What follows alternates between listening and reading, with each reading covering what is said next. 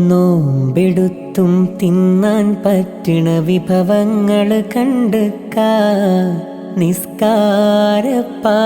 കിട്ടണ തേൻ മധുരം കഴിച്ചിക്ക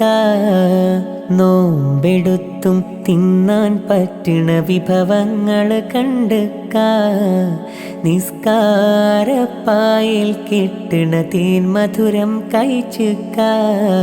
സ്വതക്കാത്ത് കൊടുത്താൽ കൂടണ മുഞ്ചഴകിൽ നടന്നിക്ക